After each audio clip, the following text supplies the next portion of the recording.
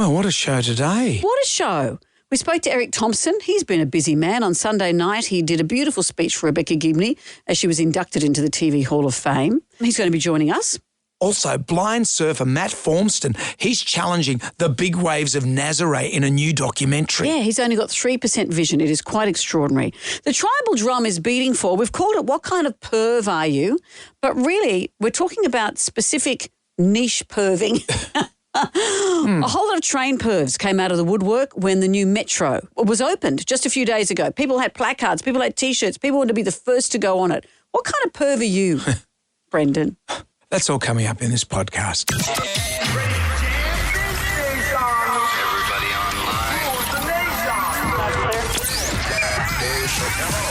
Right now, by the miracle of recording, we had so many requests for them to do it again. Mistress Amanda. Miss Keller. Amanda. Doesn't work alone. Wow, this is fantastic. Her friend is in a back room making the tools of the trade. I've heard them describe him as a drunken idiot. Sorry, I've been drinking beer. The legendary pirate Jonesy and Amanda the actress. Hello, Wiggles. Congratulations, Mandy. We're on the radio right now. What is it, you can't face? Jonesy and Amanda, you're doing a great job. You have no empathy for anyone but yourself, you giant tool. Now's the time to hear good radio. Sorry, a bit of a tongue twist there. Jonesy and Amanda are here. It's showtime, a-holes. We're on the air. Well, hello there, Amanda. How are you today? I'm well, and how are you going? I'm okay. I'm going to start the show with something you love. Bacon and eggs? Puns. Okay. I read something the other day that said puns aren't designed to make you laugh. They're designed to make you very angry. So they work for you, Brendan. Yeah, it's not. I appreciate them, but I'm not a sort of person who will laugh out loud at them. No. They're the equivalent to someone getting a pie in the face or a man dressing up in women's clothing on the footy show. I go, okay. Where's the joke? But the puns don't make you laugh. They're just, it's a clever play on Okay, words. but I'm here. I'm going to appreciate it. These are the funniest jokes. They've been deemed the funniest jokes at the Edinburgh Fringe Festival. Okay. And jokes as in one-liners, not in those long, winding, shaggy dog stories. Right, yeah. So let's just read for a few of the runners up here. The one that came in 12th. Well, we're at the Chuckle Hut. Yeah. You ready to hear some Gemini chuckles? Ryder in the crowd. Yeah. Hey, everyone having a good night? No. Good. That's pun number one. It's not really. I made that up, but it may as well be because they're like that. See, I like it. Give her a go, mate. Give me a go. Hey, I've got a girlfriend who never stops whining. I wish I'd never bought her that vineyard. Yeah, you chuckle. I like this one. I'm an extremely emotionally needy, non-binary person. My pronouns are there. That's good. See, laughter. Come on, Ryan, you're smirking. I know you are. Yeah, there's How about no this one? smirking studio, mate. The conspiracy theory about the moon being made of cheese was started by the Illuminati. I'm getting some laughs. They are good. That's good. I'm Come on, getting that's some good. laughs. You can't deny that. Well, see, they're the best ones, and they're the ones that came 12th, 11th, 10th. Let's make our way a little bit up the list here. Yeah, well, Coming you're in on at fire. number Maybe you 5. should quit while you're ahead. Coming in at number 5. I love the Olympics. My friend and I invented a new type of relay baton. Well, he came up with the idea, and I ran with it. Yeah. See, we're getting to the point where we just go, yeah. Number 3. Ate horse at a restaurant once. Wasn't great. The starter was all right, but the main was dreadful. This is number 2. This is number 2, and this is one of the worst. Okay. I've been taking salsa lessons for months. I just don't feel like I'm progressing. It's 1 step forward, 2 steps back. I can't believe you laughed at that. Here it is. Well, I'm Here's an old joke dancer, number you know. 1. I'm an old dancer. I'm an old woofer. Well, Here we go. Are you ready? Yes. Are you ready? This is the one that came number 1. Mark Simmons is the man who won with this. The funniest joke at the Edinburgh Fringe Festival. I was going to sail around the globe on the world's smallest ship, but I bottled it. Boom! Thank you, everyone. You've been great. Now rack off. Thanks for coming to the Chuckle I'm going Hut. to glass myself. If we can get a baby to breastfeed themselves or get some sort of Palestinian protester in the crowd, that would be great. Action-packed show today. We've got Matt Formston joining us on the show. Matt Formston is a blind surfer. Do you mean when you say blind surfer, he goes out into surf, obviously. Does he compete? Yeah, he does it, you know, in with other blind surfers, I'd imagine. We'll ask him all these questions when he comes on. Just the fact of going out in the surf Terrifying. he's got 3% vision. Remember we've interviewed someone once who was a surfed in the dark at night. Oh, yeah, that's right. Yeah. And that's scary enough because the ocean's scary at night. Mm-hmm. But when the ocean's always dark and scary, that'd be terrifying. Eric Thompson's going to be joining us. Is he a surfer? No, Probably surf. But I know he's an actor, but he lives near the water in South Australia. Plops in so the water. He probably does surf. And Instagram makes its return as well. Today is the day we're going to give away money with I've been Instagram. trying to. Gosh, you've been trying to. If it doesn't go on today... Here we go. You're going to get a tattoo of all the Logie nominees' initials on your bum. I'm going to tattoo of everyone that's ever failed in Instagram. Lucky I've got a big bum. Here's question 1 for the Magnificent Seven. We've got great prizes on the line. You ready? If you feel as though you've lived through the present situation before, what are you said to be experiencing? Jam Nation. We have the Magnificent Seven for you. There are 7 questions. Can you go all the way and answer all 7 questions correctly? If you do that, Amanda will say... What a great prize today with the Mag 7. A double pass to Gig 60 at Sydney Coliseum. Amazing performances there. But how about this $150 worth of chocolate from Coco Black? Whoa! William's in Woi Woi. Whoa, William in Woi Woi. Whoa, how are you? I'm good, thanks. How are you? Very well. Here's question number 1. If you feel as though you've lived through a present situation before, what are you said to be experiencing? Deja vu. That's it. How do they say so that is? French. That's your brain resetting, apparently. Well, I've heard that, and I don't know whether this is true either, excuse me, that sometimes your thoughts can go down the wrong little path and you're triggering what feels like a memory, but it's not.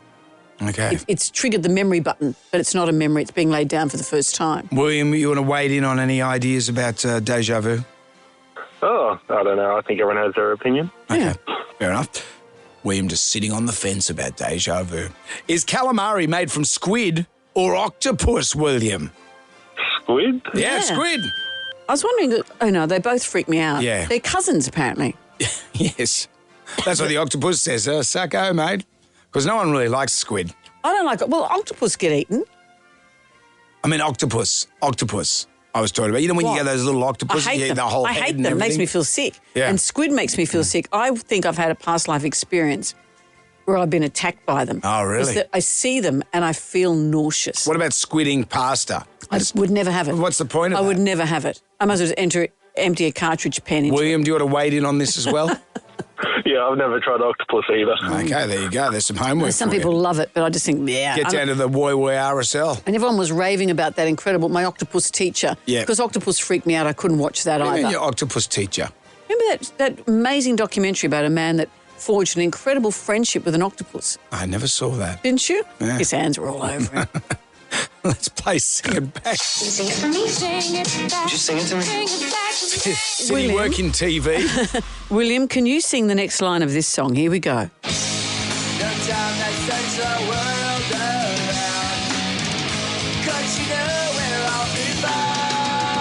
Go. No, I can't sing that one, unfortunately. Oh, William. I've enjoyed our chat. I liked your opinions.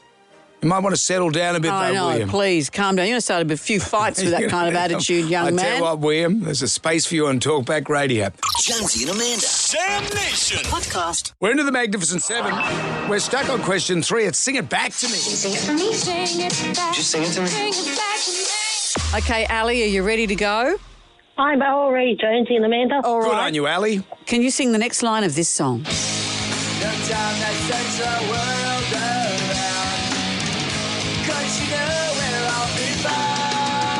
Go. When I come around. Nice work. You're like Billy Joe Armstrong, That's it, Ali. a female version. What is the term for a word or phrase that is spelled the same backward as it is forward? Is it A, a palindrome, B, a homophone, C, a panagram? Or It's a palindrome. It's a palindrome. You know it. You know your stuff. Palindrome, yeah. What's a homophone? No, a homophone, words that have the same pronunciation but different meanings, like new and new. Mm-hmm. And a pangram is a sentence where every letter of the alphabet is used. Like a quick brown fox jumped over the lazy dog. At the receptionist centre, that's what they get the girls to type on because it uses every word. Every letter When they're typing away, that's what they do. at the receptionist centre. Yeah, I'm a Remember those reception- ads? I'm a receptionist centre girl. I'm Judy Super. Question 5. Which part of a plant is responsible for absorbing water and nutrients from the soil, Ali? What part of the plant does that? Oh, it's a thirsty one. But I thought, Photosynthesis? No, that's No. the process by which it converts sunlight into energy. What part of the plant absorbs water and nutrients from the soil? What takes it up from the soil? Melissa of Penrith. Hi, Melissa. Do you know the answer to this? Good morning, guys. Is it the roots? It's the roots. Roots. Just like that, Betty. Yeah. Which English football league has officially completed the first round of its new season? No idea, guys. Don't watch it, sorry. I wouldn't know either. Sorry, Melissa. Mark's in Ingleburn. Hello, Mark. How are you? Good, thanks. Which English football league has officially completed the first round of its new season? I'm going to have a guess and say the FA Cup. Ryan, is that the same thing as You're this? insulting Jem White, right? Because he's a real I know. perv of this sport. FA Cup's like a tournament. Peter's in Quakers Hill. Hi, Peter. Do you know the answer? Yeah, that's the English Premier League. The EPL. But I thought the English Premier League was the FA Cup. Nah, that's a tournament for the league. Yeah. Sorry. Question 7 for you, Peter. Here we go. Tonight. You're not going to be over at SPS calling this soccer anytime soon. A tournament and a league. Whatever. It's the same thing. Tonight's supermoon is said to be what colour, Peter? Blue. Blue moon. Blue moon. That's why I say once in a blue moon. Yep. Because it refers to 2 full moons within a single month or 4 within a season. I was barreling down a there. tournament.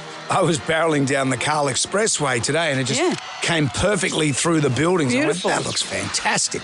Congratulations to you, Peter. You've won the Jam Pack. It's all coming away. A double pass to gig 60 at Sydney Coliseum. Music legends kick off Sydney Coliseum's musical festival this September. $150 worth of chocolate from Cocoa Black. Indulge and delight the special men in your life with Cocoa Black. I think they're Peter. phrasing like that because Father's Day is coming Pete up. might have special men in his life. If he wants to delight them, who are we to judge? Oh, don't deny so much, Pete. It's okay. Jonesy demanded character shoes for the colour and some Staedtler pencils as well, I think Pete. Peter's been painted into a corner. There's no judgment here, mate.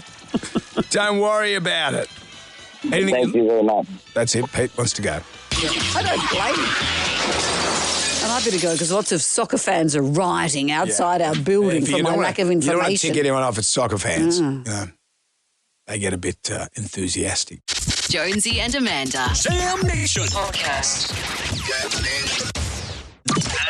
Bingo, bango, ready to go? So ready to go. Okay, let's do it. Thumbing through the Almanac, our big book of musical facts.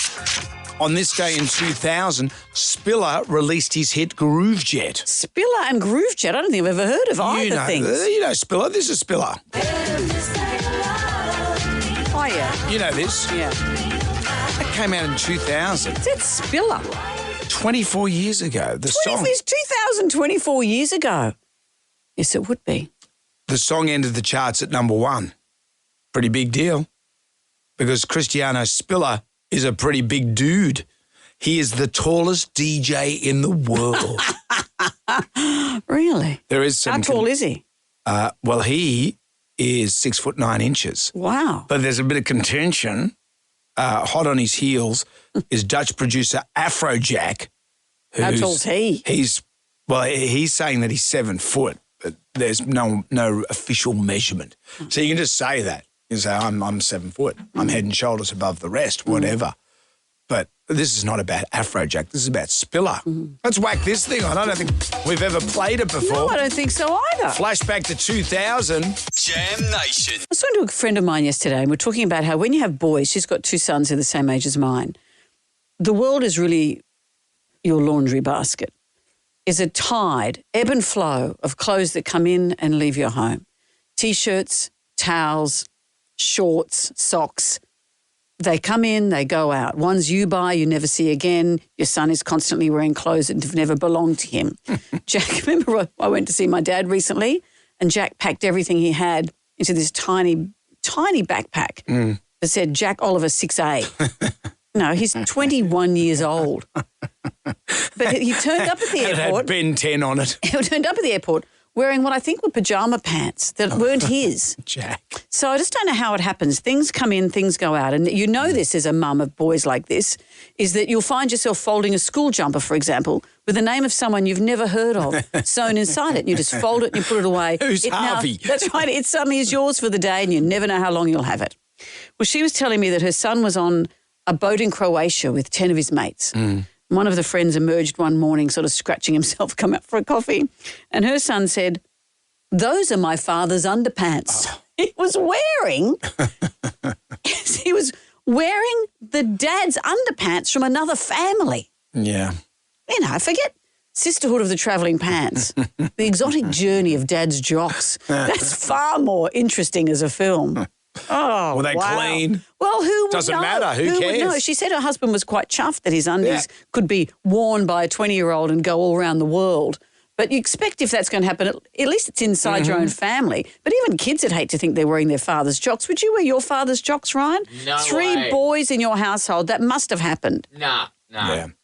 Sharing amongst the brothers, one thing. Wearing your dad's undies, another. Wearing your friend's dad's undies. Wow. That's a few degrees away from it. A few degrees of Kevin Bacon. I think my dad only has one pair anyway. Yeah. I know those leopard skin ones. Oh, not at the beginning. Your poor dad. Jonesy and Amanda. Jam Nation. Portrait Artist of the Year. You got to get onto the show. It's so easy to watch. It's such a great show, and I know you're trying to wind me up, but I've watched this show and loved it for years. This is where people do a self-portrait and they submit it. And then there's probably about 10 or 12 of them who compete, and they have 4 hours to paint a celebrity. And their different techniques are quite extraordinary, aren't they? And it's stressful because they're not going to get it done in time. And other ones who finish it then just add more and more to it and wreck it. It's amazing that the talent is extraordinary. You know, I went to art school and I did fine arts and I did a lot of portrait painting. I did life painting, all that sort of stuff, still lives, naked people. And I like it. Out of all the things that I was good at was possibly the life painting, life drawing. And what they do here... But it's hard to do. The person who goes through from every episode then competes in a big final. Yeah. And then the winner of all that paints a mega famous person for a portrait that hangs in the National Portrait Gallery. It's quite extraordinary. Who are they painting in the finale there? That dude from Con Air. He played the copper with the Corvette Stingray. You know, in Con Air. That dude. They have to be more famous than just someone from Con Air. Can you Google it for me, Ryan? Because I've seen ones where they paint Noel Rogers. His name's Colin something or other. Noel Rogers, where they painted Tom Jones, Hilary Mantel. Well, I don't know if I'm seeing the same one. This has been going for years and years. Because it wasn't on the ABC. It was one of those channels that I didn't know existed. Like a lifestyle channel. Yeah, but it's called Life or Stuff or Fluff. Lifestyle, or something probably. Yes, but it's got ads on it for stuff on the channel. Yes, Ryan? Do you know who it would be? No. Okay. I can't figure it out. Right, it's not Nicolas Cage. Anyway. Steve Buscemi. No, it's not Steve Buscemi. He was the serial killer. John Cusack? No, it's Colin. Colin, he's an Irish... Oh, is it Colm? It doesn't matter. He's an Irish actor. Okay. They're painting him. But it's got ads for stuff on there, but it's not stuff that you can use stuff. You know, it's not like Harvey Norman or McDonald's or Coca-Cola. And it's not regional TV. You know, and when you watch, you get Win TV or NBN by accident. Locally owned and operated for the last 25 years, just near the roundabout, at the traffic lights, because there's only one set. You know those ads? So it's not that. It's got all cool stuff, like those like build week by week build installments not things. Not the Batmobile. No, not the. Yes, I know. I remember the Batmobile. Week by week, build a unique replica with die-cast parts. Follow step-by-step instructions and bring the Batman legend to life. Well, I started on that, but I left it all at the old building. I got two volumes in. Yeah, that's the thing. It's going to cost $5,000 to build. So instead you spent $18 million and got 2 sessions in. But forget that. The Batmobile. So last year, this is the latest thing you can build. The legendary Dambuster Bomber. Build the Lancaster B Mark III in magnificent 1:32 scale with die-cast metal parts, stunning details, working lights, accurate sounds, and remote-controlled motion with a unique display stand. Week by week, recreate this historic aircraft and discover the story of the Lancaster. 1 to 30 scale. So how big is it? Is this big? The size of, what would you say that is? A bath? It's like, no, it's a 900 mil wingspan. Oh. So... Well, are you going to do it? Can I?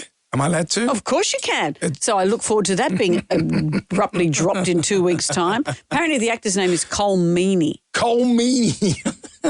Yeah, he's good.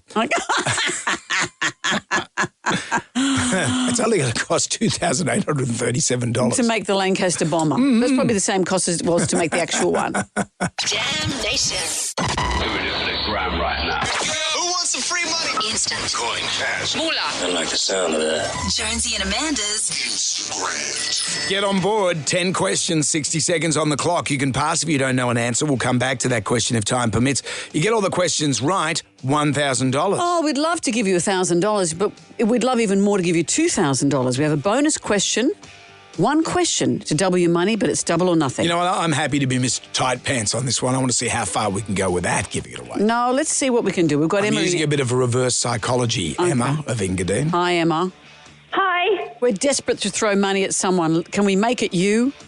I'm desperate to get some money. All right, well, let's see what we can do. 10 questions, 60 seconds. If you don't know, say pass, because if you're wrong, it's over, but we have a chance to come back if you say pass. You ready to start? Understand. Yes. Okay, Emma, because here we go. Here comes question number 1. What's the opposite of dark? Light. Question 2. How many wheels does a tricycle have? 3. Question 3. What animal is known as the king of the jungle? The lion. Question 4. Who hosts the Chase Australia? Larry Emder. Question 5. True or false? Sydney Harbour is also known as Port Jackson. False.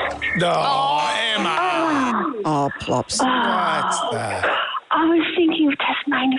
I don't know where my brain went. I know. It throws you. Well, that's the thing. Get that brain back in your head. Get on the wireless and it throws I don't you. know. You've heard Jonesy talk.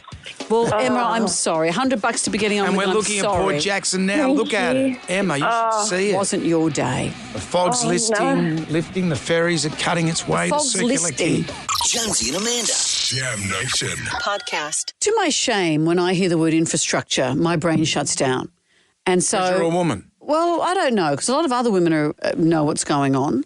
The new metro train system, I must say, whenever I've seen it on the news, my brain hasn't really kept pace with what's going on. But when I saw it on the news last night, I was just gobsmacked at how incredible it is. This is our first train under the water, under the harbour. Yeah. So this is a whole new way for the city to connect itself, a tunnel under the harbour for trains. And everyone else must have figured that out. I'm late to the party. Also, that this is the architecture around it is amazing. The train stations look incredible. What a cool thing. And I hadn't realised how amazing it would be. I know it's a form of transport, but second to that, the aesthetic of it is gorgeous. Yeah. So I was watching the news last night and all these people who were train pervs were there. People had come down from Newcastle. They wanted to be the first on the train. Someone said they'd called in sick. They wanted to be the first to ride the metro. Of all the 900 who braved the dark hours yesterday to be the first to take the metro when it left Sydenham at 4:54 a.m., most of them were self-described train nerds, and here were some of them on the news last night. I took the entire day off just to go up and down over and over again. You only have one chance to be the first, may as well do it. I like trains and I love the metro so far. I felt like I was back in Taylor Swift concert and I felt very at home. It's just something that we really want to be a part of. It's like really hard to like kind of put into words how like kind of cool this is. There's a name for train fans. It's called ferriochronologists. Ah, ferriochronologists. Chronologists. Really? Well, Train everyone's pervs. are you a perv of anything? I don't think I am. I know you're the self-described, and it's a terrible phrase, Luna Park perv. I'm a huge Luna Park perv. Which sounds like I'm going to see you on a current affair with an anklet on. The Luna Parks all around the country. You know, I even know of the Adelaide Luna Park, which they moved. Is it called Luna Park? No, it's gone because it's here now. They moved it to Sydney. The Adelaide Luna Park wasn't. The one in Melbourne, is that called Luna Park? It's called Luna Park. Have you been to that? That is fantastic. Yeah. I love the Melbourne Luna Park. It's more historical possibly than ours.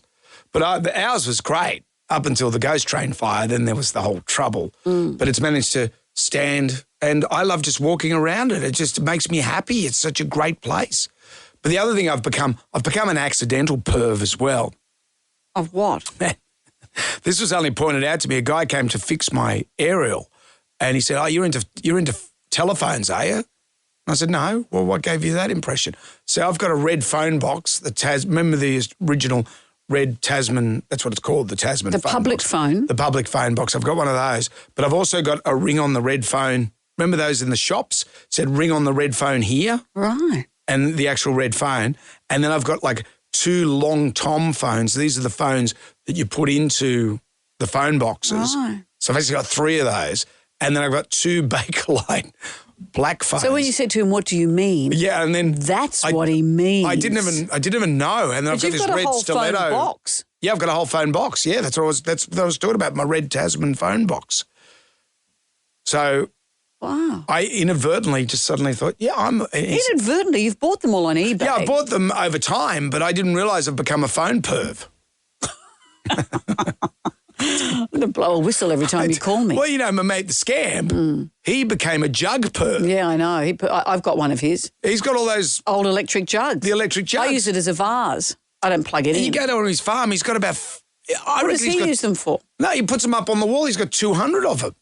And he's an electrician. I get that. But, man, I said, that's a lot of jugs. But what about those beautiful ones that are shaped like kookaburras and things and they're like made that? of porcelain and they've got a Bakelite top. I love all that. Yeah. He's got a spare. I'd love it. You want 2 jugs? You're a jug perv. I love jugs. Okay, great. Anyway. Well, look, how about the tribal jump beats for this? Should Brendan be arrested?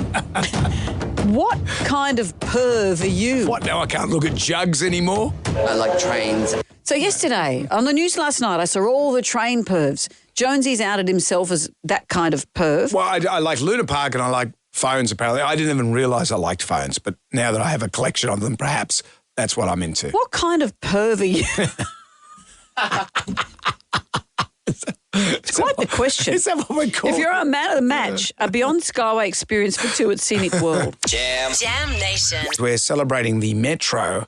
We haven't moved on either. That's so Sydney, isn't it? What do you mean? Well, it opened yesterday and today. Oh, yeah, whatever. No, What else do you got? but I'm watching the news last night. I didn't realise what this Metro meant to people. I don't just mean as a form of transport. Well, you're not a public transport person? No, but I mean but people were thrilled to have, it's the city's new star. It's something amazing that's come to our city. The architecture of the train stations is gorgeous. People love to be the first to be on it. So separate to it being a form of transport, people loved just the celebrity nature of the new Metro. The tribal drama's beating. What kind of perv are you? I like trains. Yeah, lots of people made huge efforts yesterday to be the first. Yeah, that's always fun. I love Luna Park. I wander around Luna Park. I love wandering around Sydney, the Melbourne one. I just love Luna Park. Until your anklet goes off, so you just keep wandering. There's no anklet. Why can't a man just wander around? Because it sounds weird when you put your hand up and said, I'm the Luna Park perv. I'm a big... I don't recall me ever saying that. Anyway, Tennille's has joined us. Hi, Tennille. What kind of perv are you? Well, perv is a strong word, but I am a rock nerd. Oh, yeah. And not the rock as in music. Mm-hmm. So a few years back I was at the park with my kids and one of my kids found a rock and it was painted with all these decorations and on the back it had New South Wales rocks, and it's a Facebook group where you paint rocks and then drop them in, in the local area and people can find them. But the problem with this is everywhere I went out from then on, I would be looking for the perfect shaped rock to take home for my kids to paint. Now, I'm talking at the kids' soccer, rather than watch soccer, I'm looking for rocks. At a work lunch, rather than enjoying lunch with my work colleagues, I'm looking for rocks. Doing park run, I stop and ruin my great time to pick up a great rock. Yeah, it's interesting. When I was in Africa with Chris Brown a few weeks ago, we're in some amazing topography and beautiful rocks, and I'm climbing this mountain. Well, I say mountain, probably a tiny anthill. And I thought, look how incredible these rocks are. So I collected about 4 or 5. Oh, no, that one looks good. Oh, that one looks great. Of course, took them back to the room. I thought, no, just left them all there. You picked up a lot of things and took it back to your room, apparently. Got in a brownie. That is not true. What kind of perv are you? Tennille, there's nothing wrong with that. I like the idea of it. But they all look amazing in situ. Yeah, and all the rocks. That's not the country I went to, situ. It's like, but then afterwards you go, nah. No, it's what about people that put a message in a bottle and you throw it into the water? Yeah, that's different. That's just see that one of us has been out there for 100 years. Yeah, that's great, that stuff. Jonesy and Amanda. Jam Nation Podcast. Is this thing on? Bring it on. Are we locked on? It's on like Donkey Kong. The Metro opened yesterday to much aplomb and hurrah and festivity. Yeah, lots of people who, it's going to be a great form of transport, but lots of people who were trained pervs who were there. I saw them on the news last night. I took the entire day off just to go up and down over and over again. You only have one chance to be the first, may as well do it. I like trains and I love the Metro so far. I felt like I was back in Taylor Swift concert and I felt very at home. It's just something that we really want to be a part of. It's like really hard to like kind of put into words how like kind of cool this is. And we're all a bit of a perv. Well, you said you're a Luna Park perv. You said you're a telephone perv. I became a telephone perv and I didn't even know it. A guy Sounds terrible. He was installing an aerial in my garage and he said, "Oh, you're into phones?" And I said, "Not particularly." And then he pointed out my whole phone box. I've got a red telephone. I've got some old school telephones that you went into the phone box, and I've got some Bakelite phones as well. Do you have any... When I spoke about it, a guy that restores phones got in contact with me, and now I've got a phone box guy. You know, Pete, the ones phone I box like guy. are the ones that I always wanted as a teenager that was shaped like a water bottle maybe, and you pick it up and it's got the dial in the bottom. I got one of those. Have you got one of those? Yeah, I got a stiletto shoe phone. Oh, see, yeah, I used to have one, and it wasn't a collector's item. I actually used it. That was a dog, and that when the phone rang, it would bark, and its eyes would roll back and forth, and you answered the bone in its mouth. I used to have a hamburger phone. Yeah, hamburger I don't know where that's phone. gone. Yeah. Anyway, I You're didn't that think kind I of was. perv. I'm a So perv. the tribal drum is beating for. What kind of perv are you? I like trains. Christina's Hi, joined us. Christine. What kind of perv are you? I'm a cheese platter perv, Amanda. Cheese I think platters I might and be cheese too. knives. I might be as well. Describe your obsession. Well, I have got round ones, maybe the same ones but different colours. I have got rectangles. I've got ones with painted on them. And then you get the matching cheese knives. But then you buy the cheese knife set that sort of swivels out from under the cheese board. yes. And you realise that cheese board's not actually big enough for your cheese and your biscuits. But you just hide it away from the hubby up in the cupboard. Yeah, until he opens it, they all fall down. Yeah. And most of my Instagram feed is just of people putting cheese boards together. Yeah, charcuterie boards. Yeah, I love it. Christine, I don't feel so alone. Thank you. Michael's joined us. Hi, Michael. What's your perv? Hey, morning, guys. Mine's a bit of a strange. My wife reckons I'm the worst perv in the world. I tend to say everything, but my strange one seems to be those IBC 1,000-litre water tanks, or just water tanks in general. Water tanks? Do you collect them, or you like looking at them? I've got at least friggin' 10 of those OBC tanks. I got 22,000-litre tanks. Right. It's just weird. I just collect tanks. Excuse our ignorance. What's an OBC tank?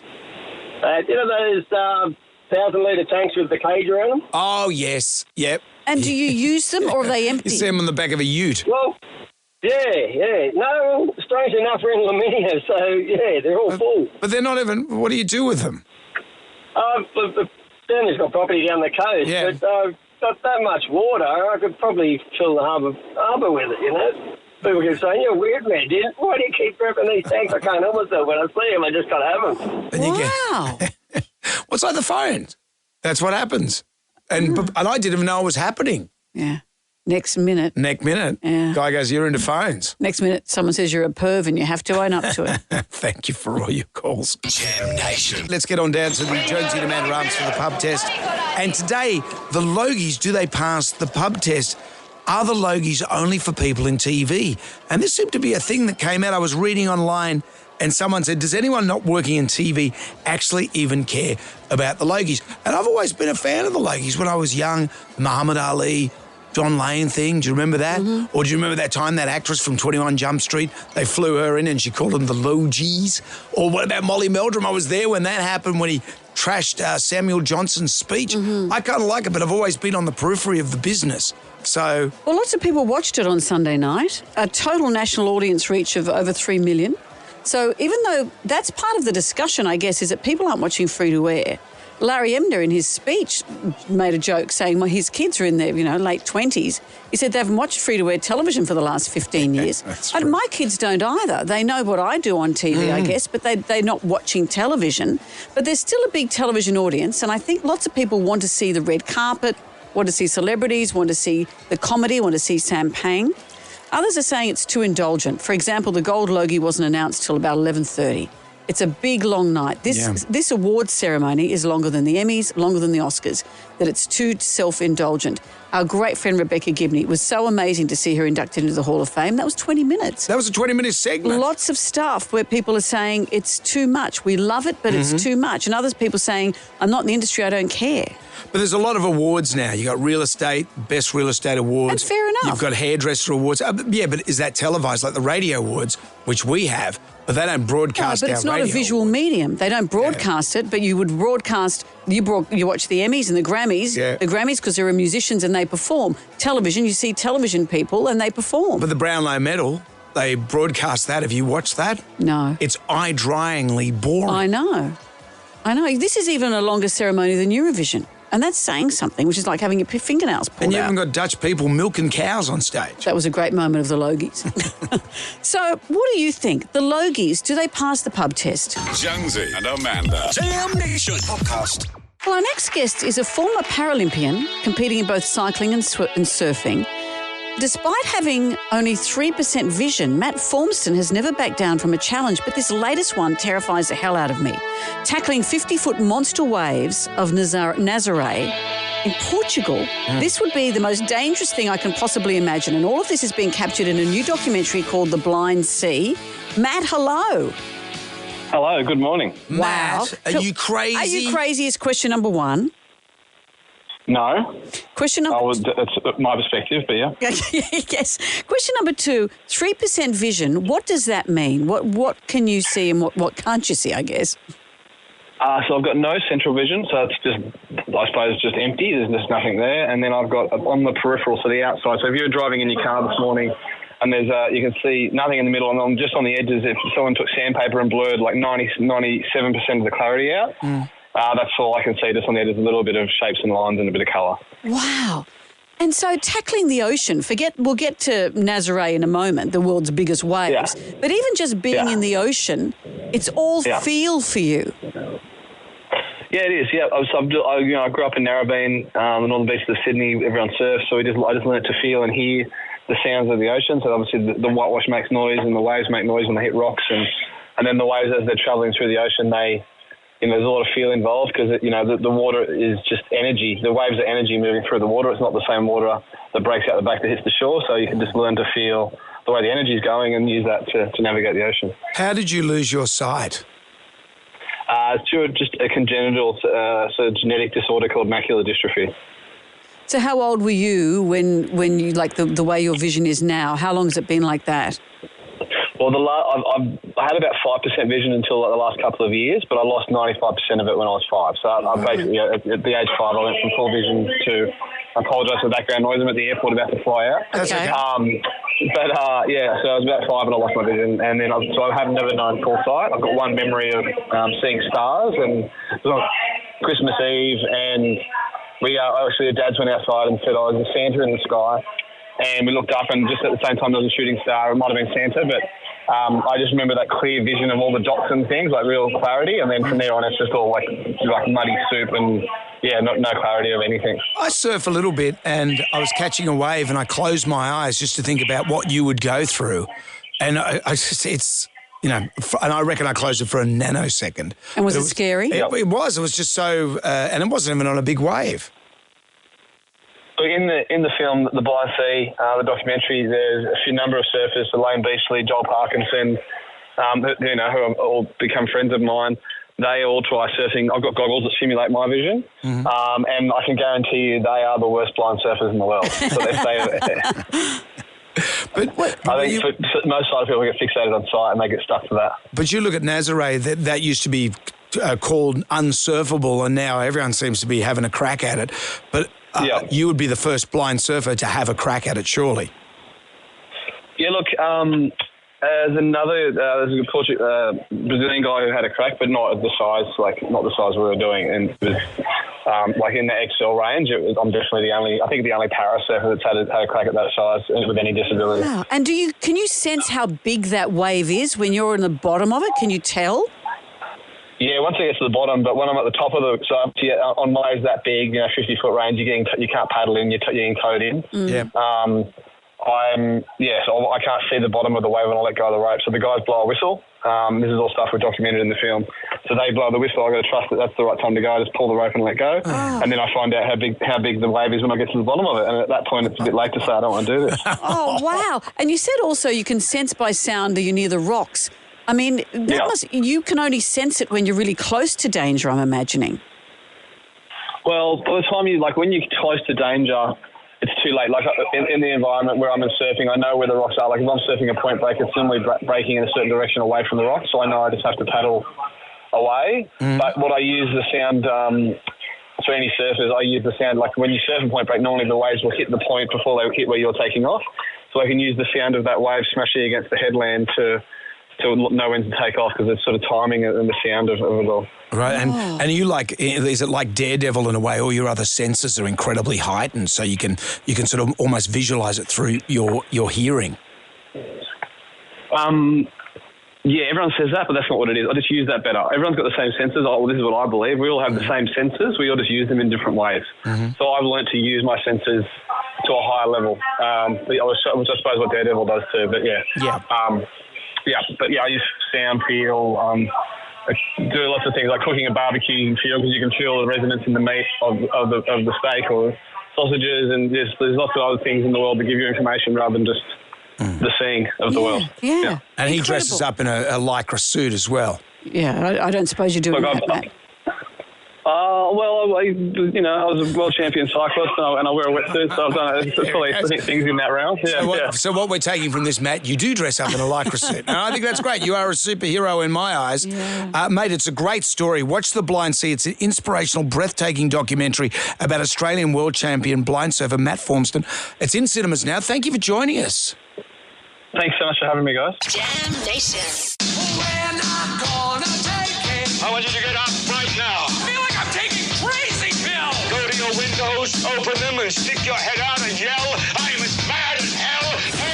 I'm not going to take this anymore. Down to the Jonesy and Amanda Arms for the pub test today. The TV Week Logie Awards. Do they pass the pub test? They went on. They were very late finishing, about 11:30. There were some segments that some people have said were really long. Some said, I don't watch free-to-air, so it means nothing to me.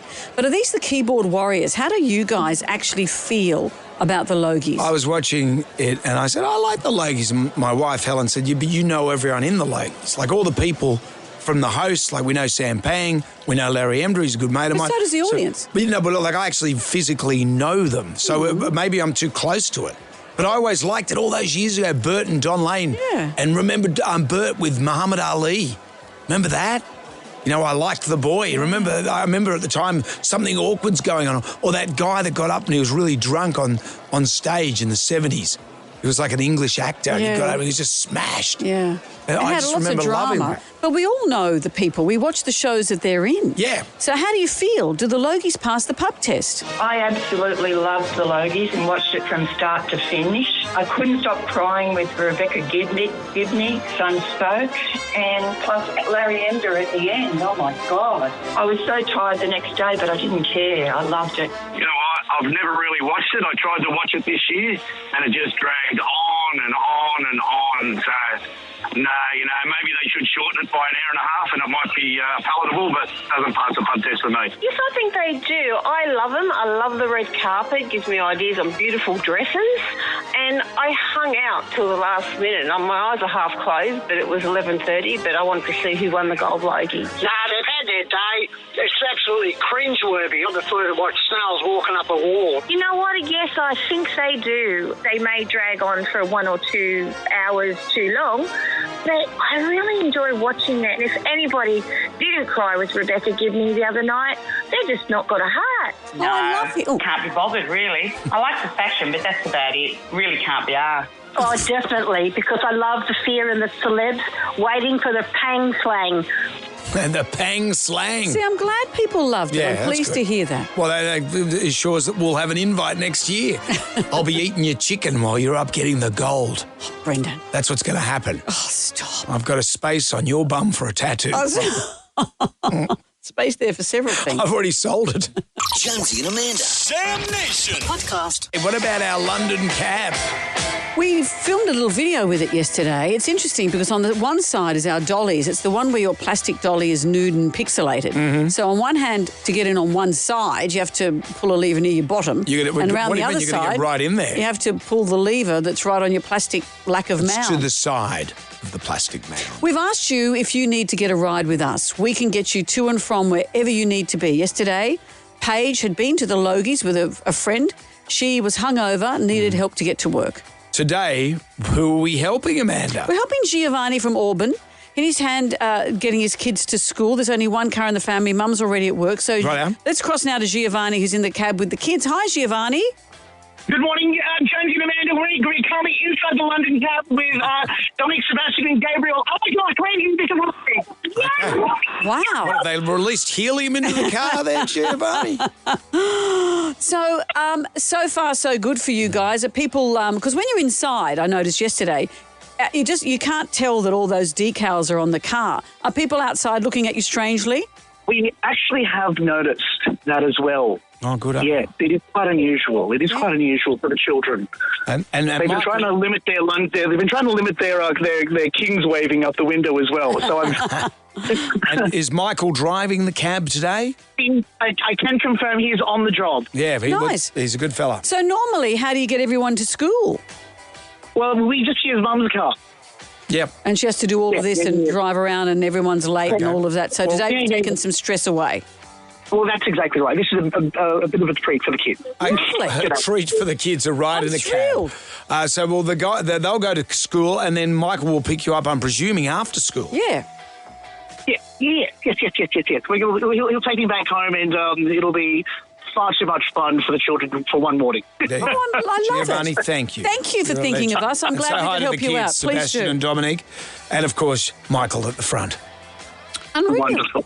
Thank you. If there's something we can do for you, get in touch with our socials if you need a ride in our Jonesy and Amanda London cab. Yep, thanks to Go Transit Media. Jam Nation. Jonesy and Amanda in the morning. 101.7 WSFM. Top of the morning to you. It's 21 past 8. Well, Eric Thompson is a busy man. You may have seen him on Sunday night. He was part of that incredible tribute as Rebecca Gibney was inducted into the Hall of Fame. Well, the first time I met Rebecca was in the long, hot summer of 1997. One day, sunbathing at Bondi Beach with all the other unemployed actors, I got a call from my agent for an audition for a telemovie called 13 Gantry Road to play opposite the queen of Australian TV herself, Rebecca Gibney. This was my big moment. I hired a slick black suit from DJs. I ran my lines as I walked around the block 5 times in 35 degrees heat. I entered the audition room dripping with sweat, shaking with nerves. All the lines I knew so well 3 minutes ago, I no longer knew. It was a complete and utter shambles. I went into my car and wept like a baby. And then, of course, reconnected with Rebecca many years later to play Dave alongside her in Packed to the Rafters. Eric is in a new Stan series called Critical Incident and joins us now. Hello, Eric. How are you? Hello, I'm very well. I've just woken up. I've sculled a coffee. Yep. So I am. Yeah, it's been a very busy couple of days because the next day I flew on the red eye to Adelaide and I just started rehearsal on a play. Yesterday, so I wouldn't say 100%. I'll say about sort of maybe 93 at this stage. I watched that 13 Gantry Road when it came out, and who was the dude that actually got the role in the end? It was someone big, but I've completely forgotten.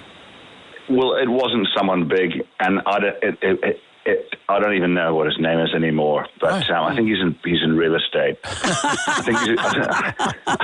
think it pushed. It could have been me in real estate by now. Yeah, so that's right. Wow. No, I can't remember his name. But no, it was a good show, and I was really excited about it because it was actually and Michael Caton was in it as well. He was the builder guy. Because it was about a haunted house. Well, enough about that, Eric. It was really. Yeah, no, it was really well done. I'm going to watch it again. Anyway. I got to work with her eventually. Yeah, back to you. And the character you're playing in Critical Incident is very different to Dave, isn't it, from Packed to the Rafters? Talk us through this new guy. Yeah, well, I kind of play the superintendent of this Blacktown police station. And, when I first read it, I was like, superintendent, he'll be the grumpy, gruff kind of, guy that tells everybody off. But he's sort of the opposite. He's very nurturing. And he's got a young, diverse, staff of really keen new police, and he's trying to manage a very difficult community. And so he's got to run. He's got the rule books because he's got the people above him, and he has to run by the rules. But he's also trying to nurture and understand the difficulties of policing in such a hotbed of crime and social kind of. Yes, so it was. I really enjoyed it. I really enjoyed playing it, and I'm super thrilled with the result. It's they've made a great show. It's gripping from end to finish, and from beginning to end. Yeah, from end to finish. The closing credits are amazing. The last 1 minute is awesome. That's where you peak. It's gripping from beginning. Yeah.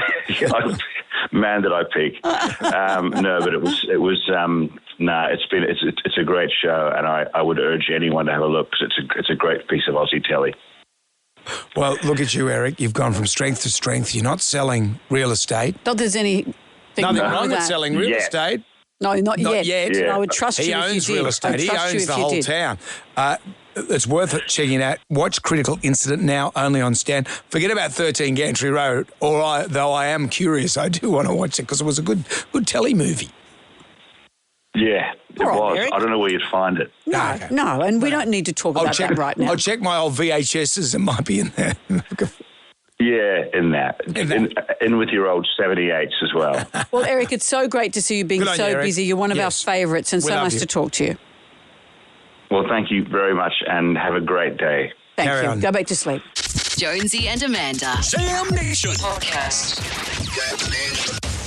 We are back, baby. Here we go. This is it. And step on the gas. Well, Brendan, I'm glad you've put your hand up to participate in the Celebrity Theatre Sports event that's happening Sunday at the Enmore Theatre, 4 o'clock. If you'd like to go along, it's a great fundraiser for Canteen, teenagers and kids living with cancer. Remember last year I was a participant? Oh, let's not go. Do you remember what happened last year? And you said, I guess I'm going to have to come and support you. I said, you don't have to. And it's at the Enmore Theatre. My son lives near there. And you decided that you and my son Jack would come and support me. That support took an unusual form, didn't it? Do you remember? You got him drunk as a skunk. You were drunk as a skunk. Ryan, you were there in the audience. Yeah. And even you were horrified at how drunk these two were. Yeah. There were cans all over the floor. I was sitting there with Alessia. Yeah. And Jonesy was going, oh, look at Ryan with his girlfriend. Oh, kissy, kissy, kissy. Like that at me the whole time. Terrible. He'd never met her before. No, terrible. And Jay Laguy's daughter, Jay Laguy was in my team, she said, how dare people come to a theatre and be so disrespectful without knowing that it was you. I had to and then apologise to Jay. she's now a giant star in her own right. Yeah, well, there you go. She learnt to fend off the weirdos. I wasn't a weirdo. But this is how you supported me. And it was your son's fault because he kept buying VBs from He the was bar. 20. I don't do well with he was VB. 20. How old were you last year? 57. Were you? How old am I? I was 50. I don't know, whatever I am. Yeah. What are you on now, -1? I'm 56 now, But, so I was okay. 55. But so this year, I can't do it this year. So when you are performing this year on Well, I Sunday, did- Brendan, I I felt a hope bit you look out guilty. to the crowd and you see all the supportive people and not someone going, wow, this is boring. I never said. You did. You said it was up itself, and then you saw all these cans of beer on the floor. You made mockery of me. I did. Oh, okay. I think we're embellishing a bit here, Council. I will say that theatre sports is not, it's not in my comfort zone. No. You remember that time I went for an audition for Whose Line Is It Anyway? I thought it was for the host for the show. So I went along there. Instead you were the Clydesdale. And next time I'm pretending to be a woodwork teacher that's just chopped my fingers off trying to crack onto a girl. That's literally what? That's exactly what the scenario was. Ryan, you're participating this year because this is stuff that you do so a lot. are you going to be on my side? Good. No, I'm not on your team. I'm on another team. Yeah. I'm who's bringing you down. Who's your celebrity? Me. Don't I've tell me- appointed myself. So what, his star has risen that much, now he's in charge of a celebrity team. Well, your star has dropped from your disgusting display at the Enmore Theatre last year. So who's the other celebrities there? Well, there's going to be Ben Fordham. Okay. There's going to be Osher Ginsburg. There's going to be Adam Spencer's always there. He takes it. That's a whimsy-free zone. They take it very seriously. And then there's you. But rather than being drunk in the audience, you might be drunk up on stage. So if you'd like to go along, Oh, you've sold this. haven't I just? If you'd like to go along, Ryan, have you got any details? Yeah, so it's 4:00. Yep. Sunday. Enmore Theatre. Enmore Theatre. A great cause, but also a really entertaining afternoon, no matter where you're sitting. You know, the last time I was at the Enmore, I was drunk, and the time before that, I was nude on stage. Yeah. What can possibly go wrong? Well, let's see if the shoe is on the other foot this time. That was a sanctioned show, by the way. Not the drunk, but the nude on stage. Jonesy and Amanda. Jam Nation. Podcast. I came across a really interesting story the other day that happened in America. I don't think it can happen here, but let's talk about it anyway, because it's best to know that this stuff is out there. We have different consumer laws. So this is a story really about the darker side of Disney. This man is suing Disney for $50,000 because his wife died after having an allergic reaction at a restaurant in Disney Springs, Florida.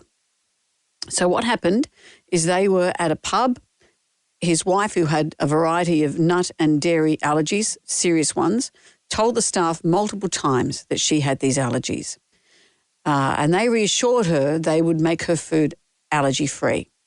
Well, that didn't happen. 45 minutes after she'd eaten a meal there, she collapsed, struggling for breath. She self-administered her EpiPen but was rushed to hospital and tragically died. Whoa. So he's suing the restaurant. He's suing Disney, saying that we told you that she couldn't eat this food and you said, don't worry, it's fine, and it wasn't. Now, you know why this case cannot go ahead? Was because this man, the husband, signed up for a 2-week trial of the Disney Channel a number of years beforehand. This seems weird. Well, the streaming giant Disney is arguing that the terms he agreed to in creating his Disney account a number of years before means that he has to settle any legal disputes with them via arbitration and he's not allowed to sue. So they say that he agreed to these terms. He activated a 1-month free trial on the Walt Disney World app 5 years before. And that negates his ability to sue them. Whoa. Incredible, isn't it? The lawyers have said, well, this is outrageous, but those are the terms and conditions. So I was wondering whether this could happen in Australia, but we have different consumer laws. So we would be able to say, well, that was almost impossible for a consumer to be aware of that disclaimer. So the same thing wouldn't happen here. But in the States, beware. He signed up to watch Herbie Goes Bananas or something in 2019, a month's trial. Why wouldn't you, out of all the movies Disney has? Why wouldn't you choose that one? Something from 1963. Why wouldn't you? He signed up for that short period of a trial, a 1-month free trial, and that has locked him in to not being able to sue Disney. Only $50,000 for a dead wife. Oh, well, you know, that's... Why, is that a Disney movie? Always read the PDS. Always read the details, please. It's 16 to 9. That's all you got from that story. Only $50,000 for a dead wife. I could imagine my wife, if that happened to her, she'd be saying, well, I hope you get more money. I'd be worth billions of dollars, not 50,000. Yeah. 50,000. What can you buy for 50,000? You can buy nothing. Whereas you'd be happy if your wife died if you could buy stuff. You want to be compensated. Told you that time Harley and I were filming a Beyond 2000 story on the edge of a cliff, Land's End or something in England. And I said, what's down there? And he put his hand on the small of my back and he said, a new Ferrari. Back away. Jam Nation. Everybody shout! Come on now, sing out! It's time for the ghoulies get together. It's time to think about what you'd like to do with $20,000 cash, because if you're our favourite ghoulie of the year, that is what you will win. What have we got today? When somebody says to you to calm down,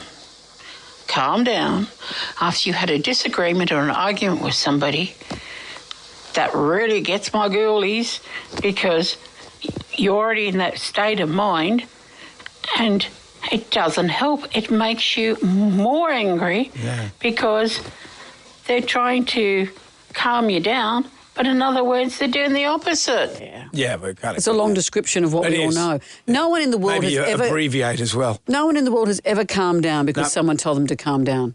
Let that be known. Has anyone ever told you to calm down and you go, yes, you're right, I'm sorry I've overreacted? Yeah, I like it when someone's really going crazy. You say, go more nuts. Go on. Is that what you say to your wife? No. And how's that go for you? What else have we got? Hey, Jonesy, man, what gets my ghoulies is my GPS, always trying to take me on the most expensive route. Whenever I go somewhere, she always tries to get me to go on the tollways. And sometimes they're not quicker. Sometimes they're actually slower. And then you go in traffic.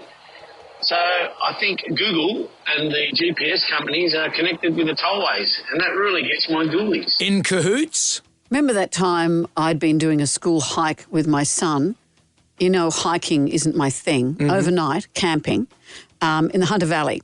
Coming back, not the Hunter Valley, Kangaroo Valley. Doesn't matter. Well, okay, thank you. Coming back, I don't know how, but my car had turned off all the things it said to use any freeways. Yeah. So I watched people drive off on main roads and I was going, I may as well have put in there, I want to see every backwater between here and there. You switched off. You said, I don't want to travel on tar roads or bridges. No, I want to run over rocks and animals. That's why you came into work with barbed wire and chickens all coming out of your car. Pretty much. That's what happened. I don't know how I turned it off. Out with the bad, in with the good if you dipped out. You can always contact us via the iHeartRadio app.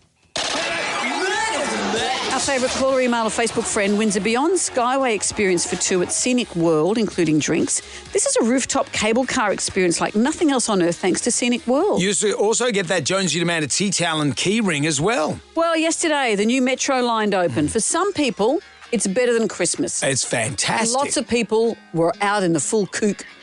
I took the entire day off just to go up and down over and over again. You only have one chance to be the first, may as well do it. I like trains and I love the Metro so far. I felt like I was back in Taylor Swift concert and I felt very at home. It's just something that we really want to be a part of. It's like really hard to like kind of put into words how like kind of cool this is. I'm running a book. When's it first track work, first graffiti, first urine? Too late. I've done it all. You've done the done it trifecta. all. Well, you're controlling track work now? The tribal drum was beating for what kind of perv? I like trains. Here's Michael from Old Toongabbie who loves a water tank. I've got at least friggin' 10 of those OBC tanks. I've got 22,000 litre tanks. Right. They're just weird. I just collect tanks. What's an OBC tank? You know those 1,000-litre tanks with the cage around them? Oh, yes. And do you use them or are they empty? You see them on the back of a ute. Well, strange enough, we're in Laminia, so, yeah, they're all full. So, got that much water, I could probably fill the harbour with it, you know? People keep saying, you're weird, man.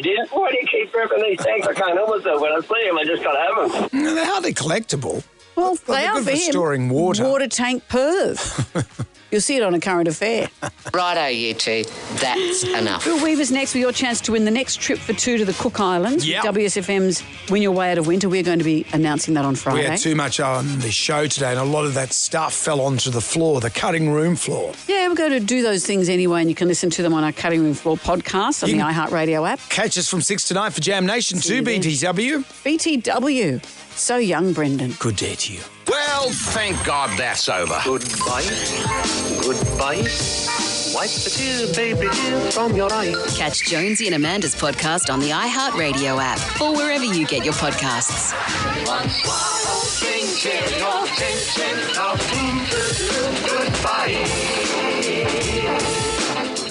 Jonesy and Amanda. Damn Nation podcast. Catch up on what you've missed on the free iHeartRadio app.